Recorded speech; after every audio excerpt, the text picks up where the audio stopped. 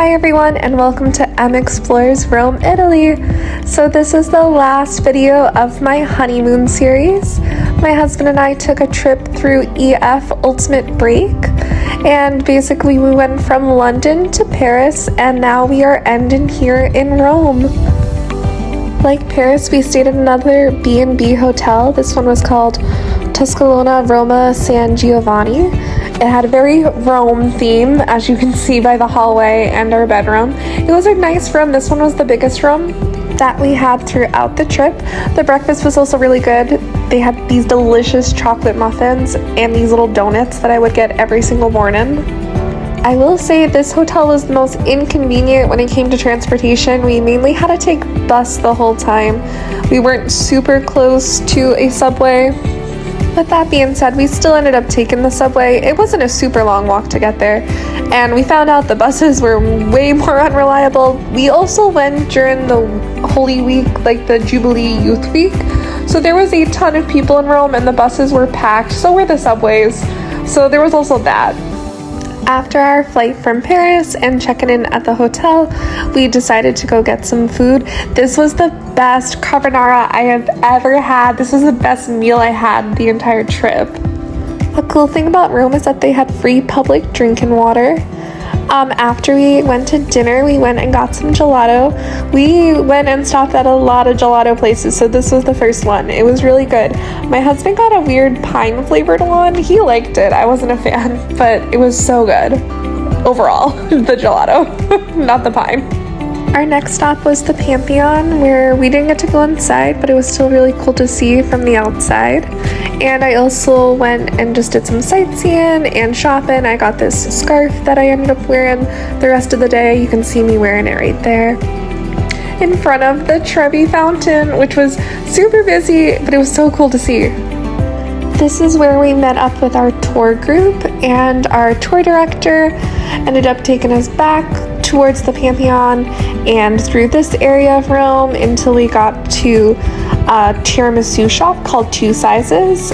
We got a peanut butter tiramisu. I don't like coffee, but this tasted really good. After this, we left our tour group, and my husband and I went to get some margherita pizza. We started with this caprese salad. This was a nice little restaurant, and then we went to our hotel and we were ready for day 2. We started our second day in Rome with our tour group and a tour guide at the Colosseum. This was one of my favorite tours throughout the entire honeymoon trip. I just loved all of the historical facts he gave us. So we didn't get to go inside the Colosseum, but he brought us through the Roman Forum. He was telling us how this arc helped inspire Napoleon and the Arc de Triomphe in Paris. He was also showing us this menorah that was in the arc.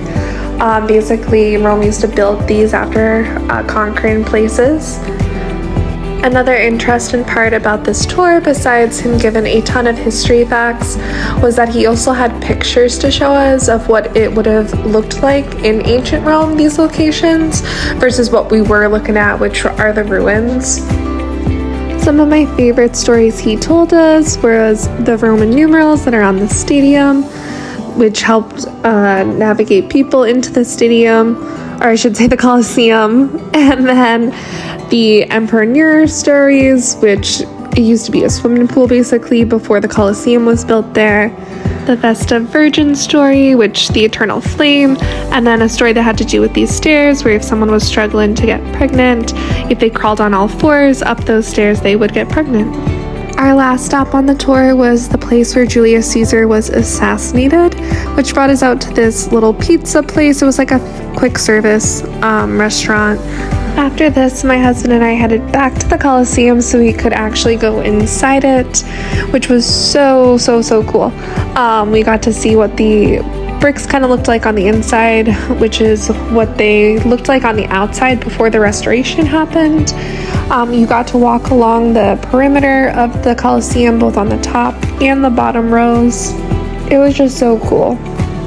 It's so cool to be like somewhere so old and just be able to like stand there. It's so big and there's just so much history. It was just a kind of a feeling I can't describe. After this, we headed to St. Mary Major's Basilica. Again, we went during the Youth Jubilee week, so it was super, super busy. So we had to wait in the line. Something I forgot to mention actually before I talk about the line. This is also the year of Jubilee, meaning that the holy doors were open, so they only open once every 25 years. So Rome's already getting a lot of travel because of that, and we went during this week of Youth Jubilee. So we had to wait in this line for about an hour. It was super hot. Rome was the hottest place we went to on the honeymoon. Paris and London were pretty cool. Despite how busy it was, just like the Tour de France when we were in Paris, it was still cool to be there during this moment. There was people from all over the world coming here to experience this moment of walking through these holy doors. I had to wear this cape because I had a dress on that didn't have sleeves. We weren't expecting to go to St. Mary's this day, but they luckily provided me that cape. This is one of the busier basilicas because this is also where Pope Francis is buried. After this, we headed out to go to the next basilica, which was the Basilica of St. John Lateran. Before we went, we did actually get some more gelato. This one was also really, really good. We did not have to wait as long to get into this one. Our next longest wait is actually going to be on day 3, so stay tuned for that. But this was also a really cool experience to go through this holy door. We only got to go out of 2 out of the 4 holy doors. I'll explain more why later, but when we got to the Vatican, we weren't able to go through the one at St. Peter's. And the other one was just too far away. So yeah, we got to go through those 2 holy doors though. After this, we went back towards the Colosseum and headed to this restaurant for an opera dinner.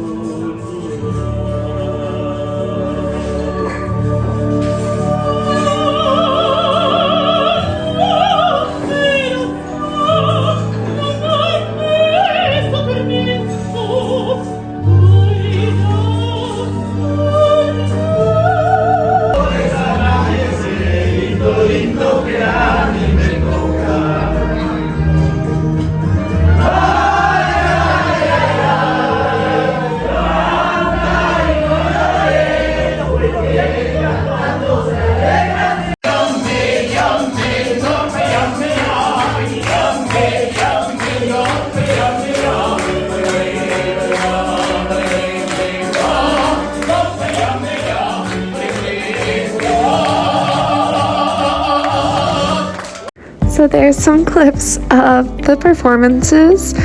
We had a couple courses for this meal. My favorite was the pasta and this dessert.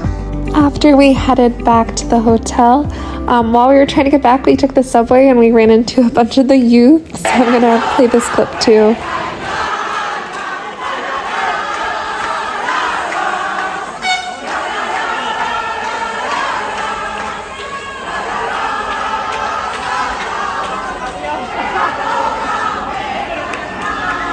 This now brings us to our final day in Rome, which actually we went to the Vatican City, so it's not even Rome. We got to go to the Vatican museums, or I should say just the Vatican Museum. This is a cool pine cone. This is super old, sometime in the BC era. I forget what the exact year was. We got to see a lot of cool rooms. We got to do this with a tour guide. Since you're not allowed to record in the Sistine Chapel, they give you facts about that before the tour starts, because that's where the tour ends. You were allowed to take pictures of everything else. All of the rooms we went into were so beautiful. There was this cool room where the ceiling looked like this one right here, where it was actually just paint on the ceiling, but it looked like it was 3D. My absolute favorite room, part of the Vatican Museum, is coming up. It's the room painted by Raphael. Side note, but a lot of the museums in Europe are not air conditioned, so keep that in mind. It was kind of warm as we were walking through this. But that did not matter, because once we got to this room right here, here's the School of Athens. I was so excited to see this. I teach about this when I teach about the Renaissance with my freshmen. I teach high school, so I was just really excited to see this, as was I excited to see the Sistine Chapel, but I wasn't able to take pictures of that. As you are leaving the Vatican Museum, you can see the robes of St. Peter and St. John, so that was really, really cool. And this is a staircase to get out. It was kind of trippy. So that brings us to us trying to get into St. Peter's Basilica. To make a long story short, we were in the line for about an hour because again, it was super busy because the Youth Jubilee, and they ended up shutting down the line. They said it opened back up at 3. So we left, went and got some gelato and food, came back, and unfortunately we got back in the line and then they said it was going to be closed for the rest of the day. So since we couldn't make it into St. Peter's Basilica, we decided to just leave that area and check out the Spanish Steps. That was cool. We didn't even have to walk up them, we actually walked down them based off of how we got off at the subway, or the bus, I forget what we took. After this, we decided to go back to Trevi Fountain just to see that again. This was our last day in Rome, so tried to make the most of it.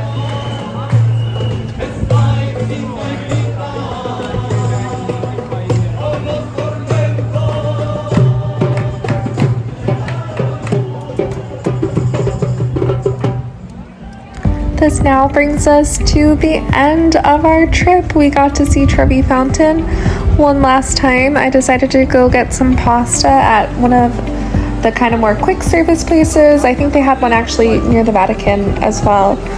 It was really good. It was this pesto pasta that I decided to get. You could mix and match, like pick what you wanted for your sauce and the type of pasta. We decided to get gelato, of course, one last time as we were trying to get the bus back to the hotel because we had to meet our group for dinner at a restaurant that was right near the hotel. We got some lasagna, this interesting dessert, tiramisu, and this cream chocolate thing. Thank you to everyone who watched this video and the honeymoon series. Keep traveling!